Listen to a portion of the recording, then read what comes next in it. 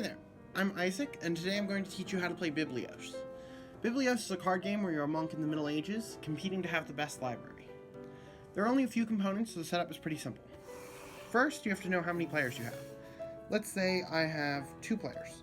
I'm going to remove 2 of each value of gold card, which I have right there.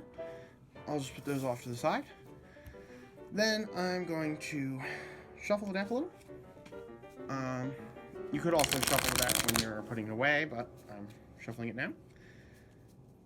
And then I'm going to remove the top 21 cards. And this is important because otherwise you would know exactly how many cards were in the deck of all the different types, and you'd be able to count cards. This way you can't do that, and so it's not such a big advantage to people with a good memory.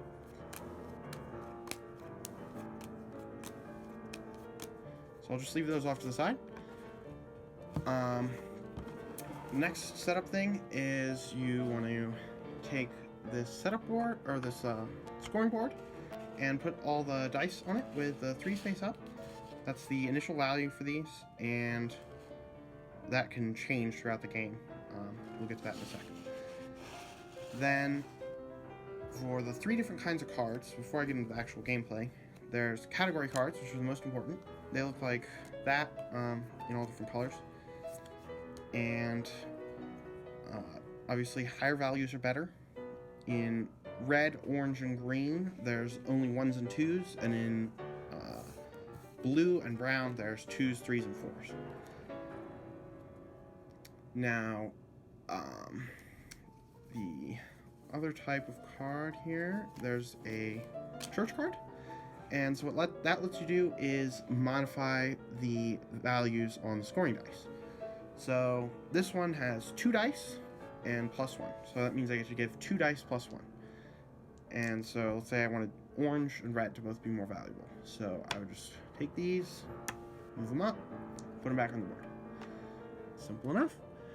Then there's gold cards, which look like this. There's 1s, 2s, and 3s of those. And we'll use those later in the game to bid for cards. So the first phase of the game is called the gift phase. And how it works is on your turn, you draw cards one at a time and you choose what to do with them. There's 3 things you can do. You can give the card to yourself, give the card to another player, or put the card in the auction pile. So that's a pretty bad card because it's the lowest value in brown. So I'm going to give that to my opponent. This one, I don't like that much either, so I'm going to put it in the auction pile. Nah, that one's even worse. So, bummer for me, but unfortunately I have to give it to myself because I can't put 2 cards in any of the places. So, once I've drawn 1 card for each of my opponents, plus 1 for myself and 1 for the auction pile, that's my turn over, and it would go to the next player's turn. So let's pretend that I did that a bunch more times, and now it's the auction phase. So in the auction phase, the first player just flips up a card, and they say how much they're willing to pay for that card. So let's say I would pay 2 for this. Then it goes around the table, and each person either bids 1 more, at least 1 more, or passes.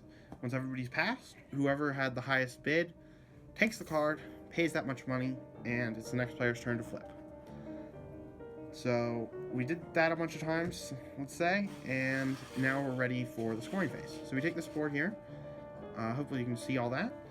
And let's pretend like I had these 2 red 2s, and my opponent had these 3 red 1s. So I would just take the red die because I have a higher numeric value here, and that would be worth 4 points to me. Now, if there was a tie, let's pretend he had 1 more 1.